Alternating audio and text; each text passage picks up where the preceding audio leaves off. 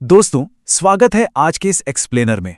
आज हम एक बहुत ही पावरफुल और बिल्कुल लाइफ चेंजिंग टॉपिक को डीकोड करने वाले हैं।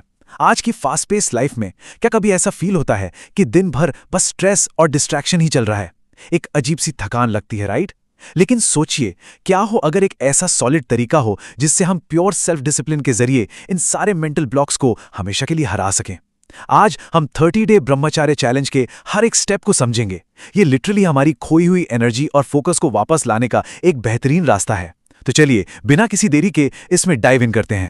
इस पूरे सफर को ना एक वीडियो गेम की तरह डिजाइन किया गया है। स्क्रीन पर आप देख सकते हैं हमारे 6 मेन स्टेजेस। चैलेंज की नई शुरुआत, उसके बाद पहला पड़ाव 7 दिन का, दूसरा पड़ाव 15 दिन का और तीसरा पड़ाव 30 दिन का। इसके अलावा हम जरूरी नियम और सफलता का असली मंत्र भी समझेंगे।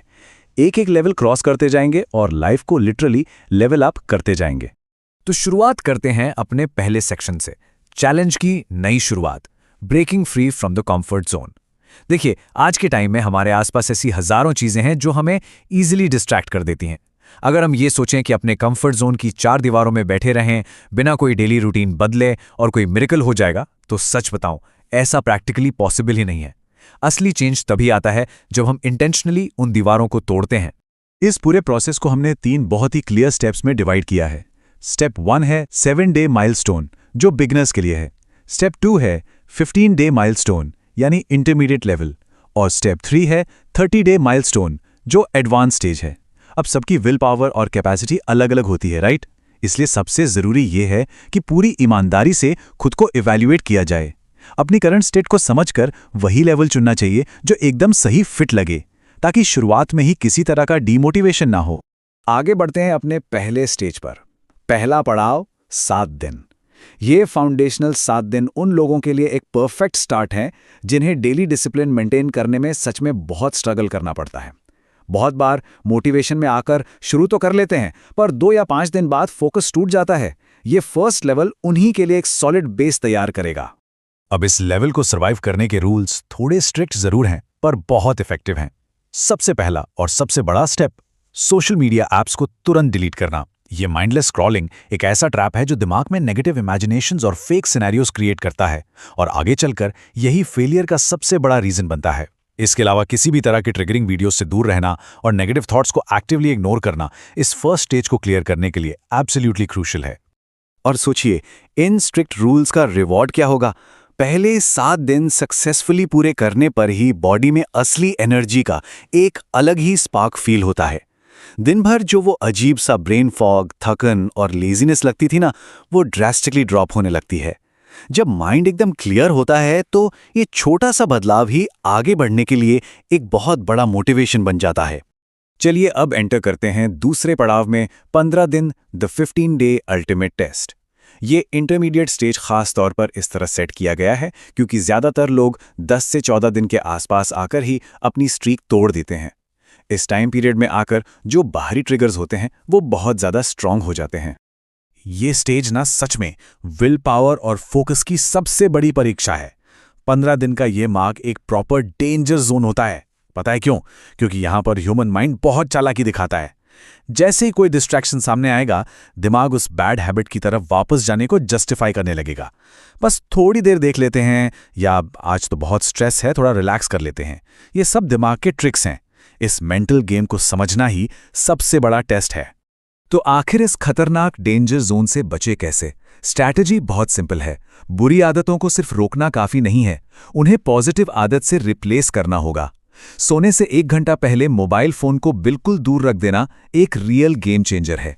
उस खाली टाइम में स्क्रॉल करने की जगह स्पिरिचुअल या सेल्फ इंप्रूवमेंट वीडियोस देखें।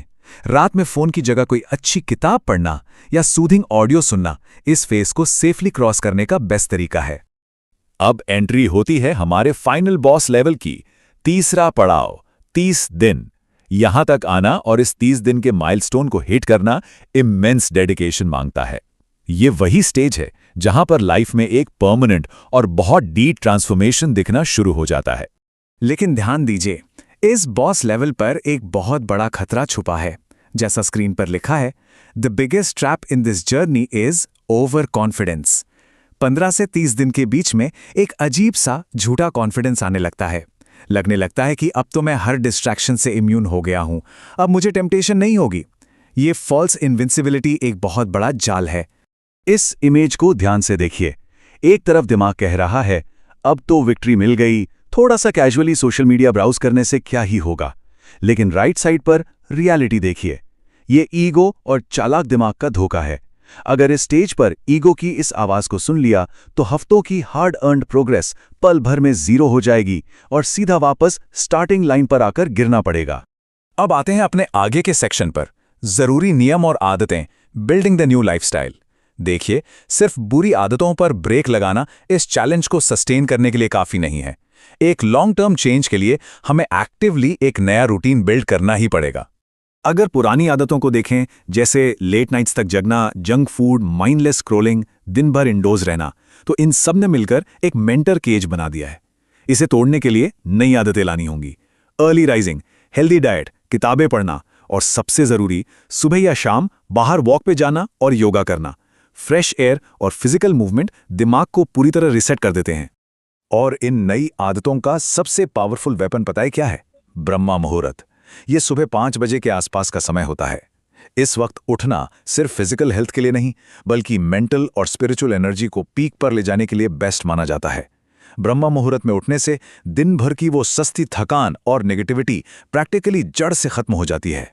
इस पूरे चैलेंज का एक बहुत ही सॉलिड मास्टर मंत्र है, माइंड के ऑपोजिट चलना है। दिमाग को हमेशा इंस्टेंट डोपामिन चाहिए होता है। अगर माइंड कहे कि यार बस 5 मिनट रील्स देख लेते हैं, तो एग्जैक्टली वहां पर उसके ऑपोजिट एक्शन लेना है।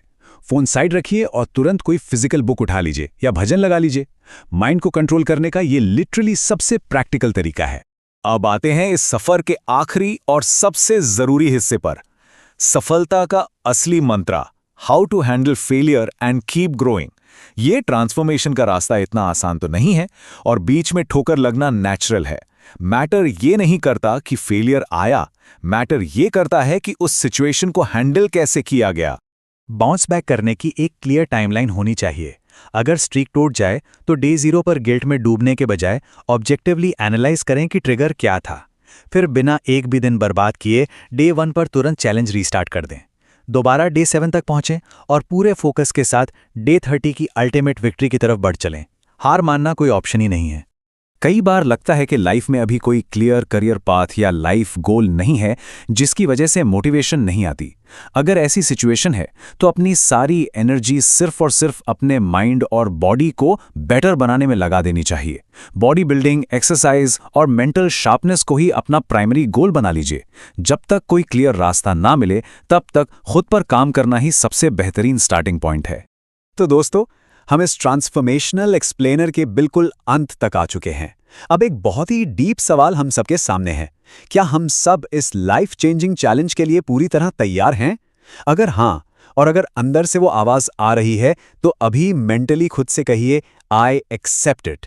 और आज ही से, बल्कि अभी से अपनी इस शानदार लाइफ ट्रांसफॉर्मेशन की शुरुआत कीजिए। आज के इस सेशन में जुड़ने के लिए बहुत बहुत शुक्रिया। Keep levelling up.